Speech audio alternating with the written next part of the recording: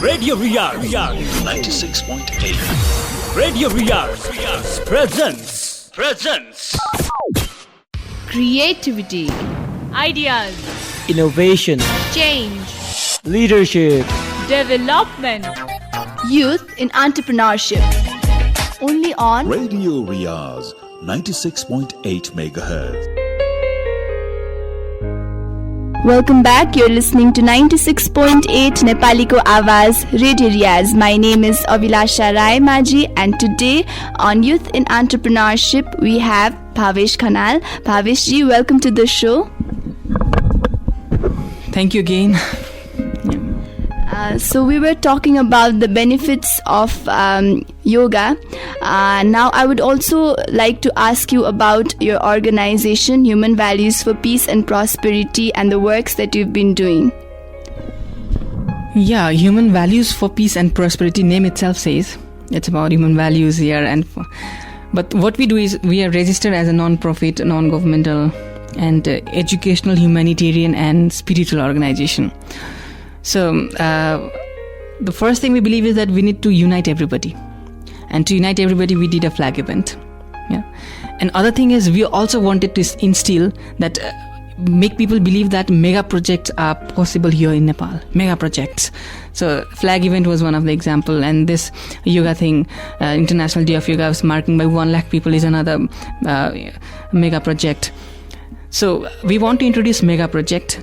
We want to make people believe that it is possible here. Sidewise, we want our projects to connect people, unite people, make them more happy, make them united, make them more uplifted, and make them more knowledgeful, make them more happy. So that is in our intention behind every project. And there are many other projects that we are going to launch. The next project will be Nepal Paradise and Potential. That project will be of around 40 lakhs people, which is unimaginably big. And this project will definitely bring a huge turnaround of what we think about projects and what is about spirituality. Because and we can do these projects. Why? Because I have no idea about management as such. I don't know, because I'm a development studies student. I might not know as much about management experts, but what I know about is handling myself well. If I can handle myself well, then these mega projects are just the outcome. And that is how I want to introduce spirituality. We want to do this. And other projects are, we have this project called The Complete, where we will teach selected people. It is not about qualification in terms of education, but in terms of their interest, whether they want to grow or not. So we have around 200 people in The Complete, where we teach them from cooking to making projects, everything, making a video, photograph, blogging, writing, everything we teach them. So that's how we are doing such empowering projects as well.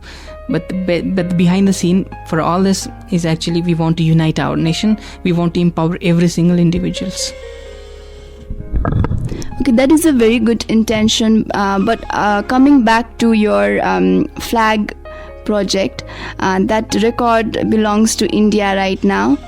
And there were also many criticisms that the event got, like, people littered the everything, and things like that had come up. So what do you have to say about it? So about the record first, record was a secondary. We were pretty clear that record is secondary. The primary is we wanted to unite our nation, countrymen. The feeling that we had, the ecstasy that we had, we cried. When the national song was played, we cried. And that feeling, that moment was priceless. So we wanted everybody to feel that. First is that. Second, it was about littering, the funny part.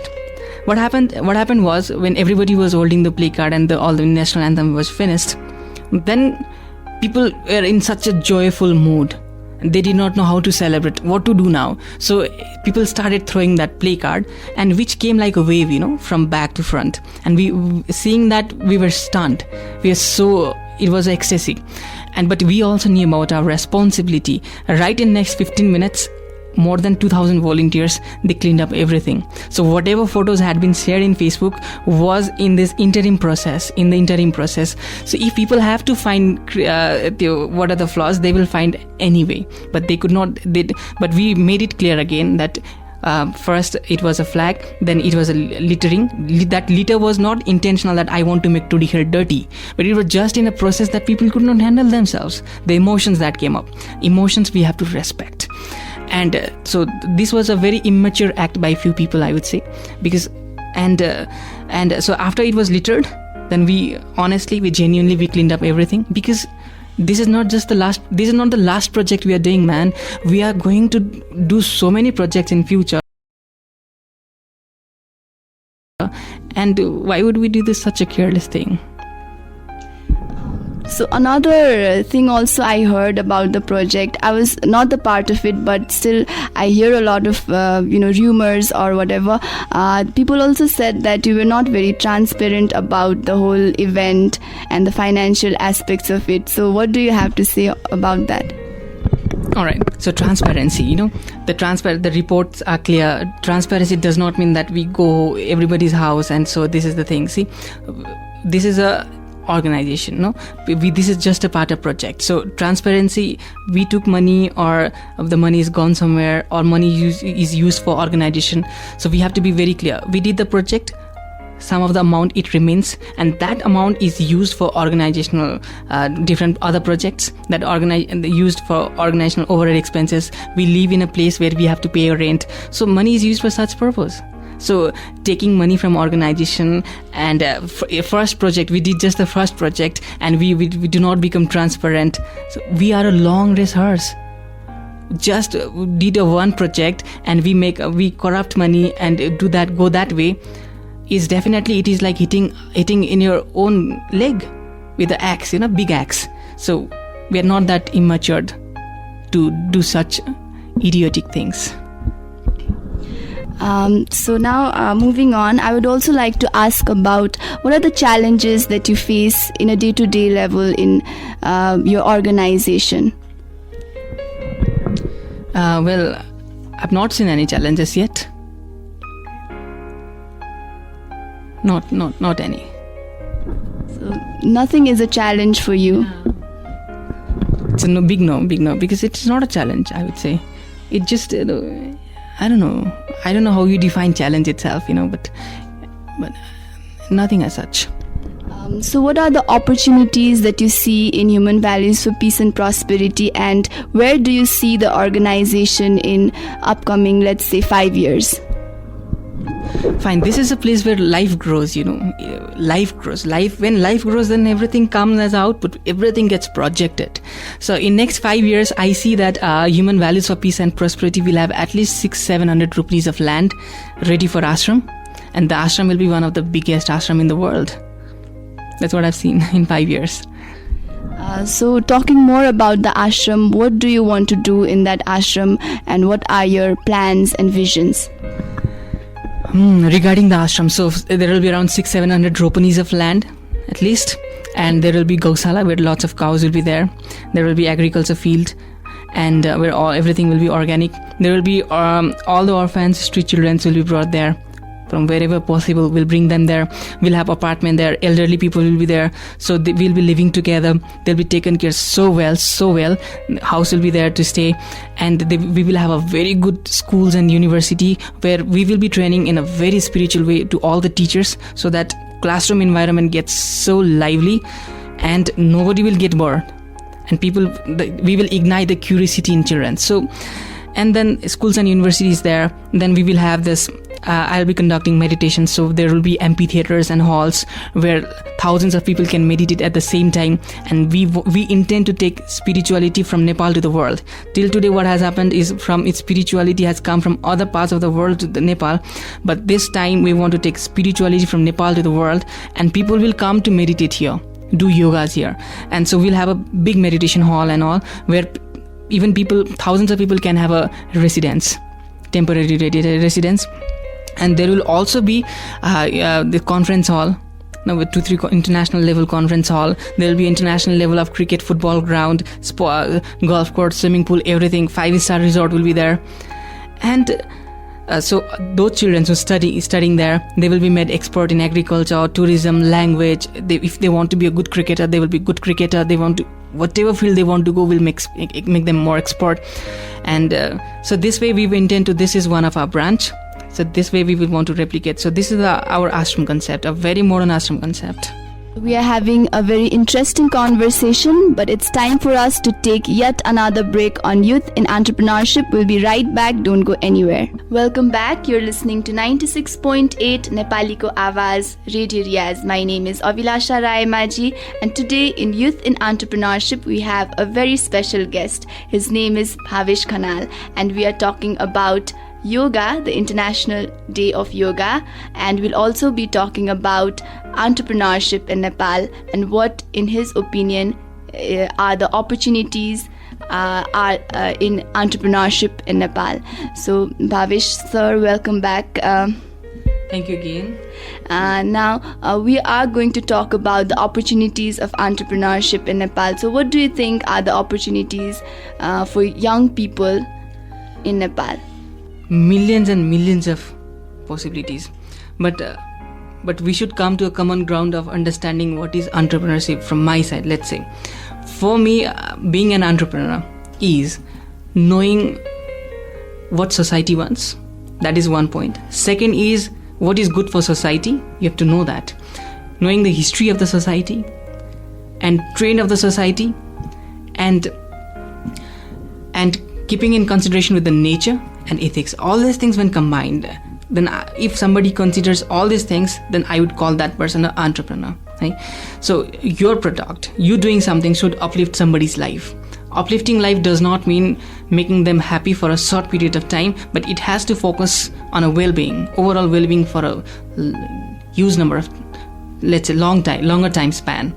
So that needs every individual to be very sensitive and sensible about themselves first.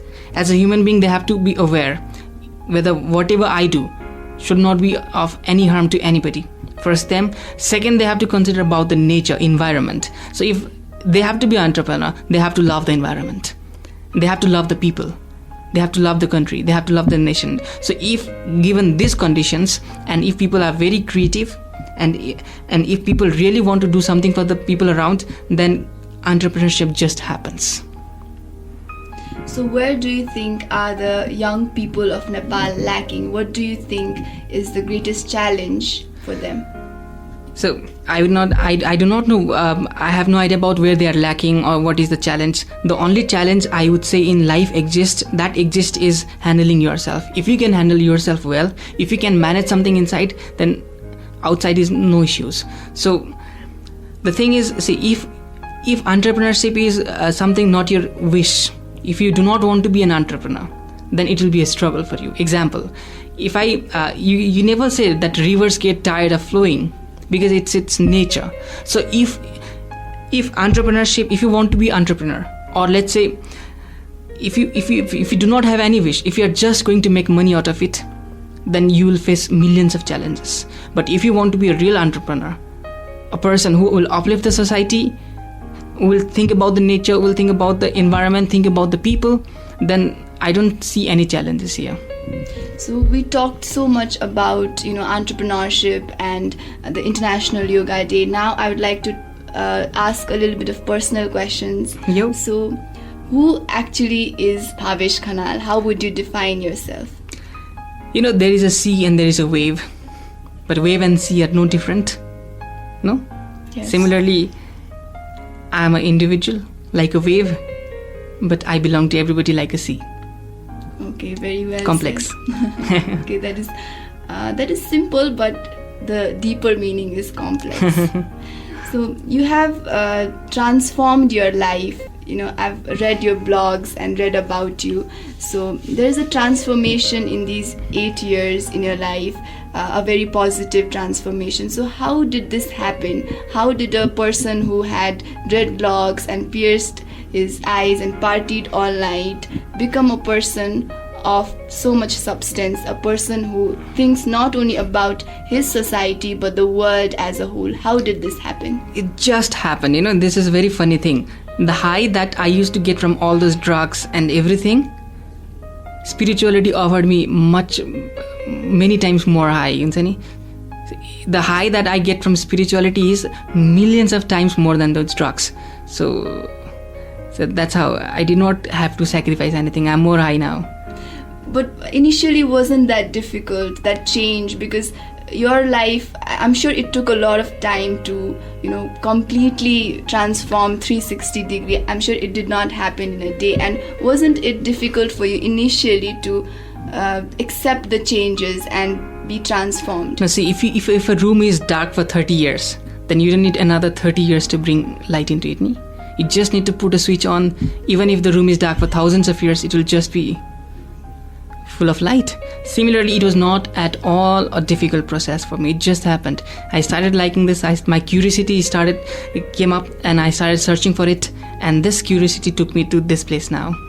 But is not that a small light, a candle, and a big bulb? Now you have become so big, and the candle to become so big, it definitely took some time. So how did that process happen, and do you have any story to share where it was difficult for you to accept the changes? No, actually, I would say, if I was a one candle, then I started sharing all the knowledges, all the good experiences with everybody. So I would say, just by sharing to people of how they can do something good in life, sharing all the positivity, you grow more and more and more. I think that just has happened. When I stand here, as an individual, I do not stand. I individual with all those people who people support me, those who have been working in the path, those who want to contribute to the planet, society. So when I stand here, it's all their blessings and support as well. Okay, so how has your family perceived this change? And usually people say that when somebody is in the path of spirituality, they are very detached from their family members, and they become very, they become a different person as a whole.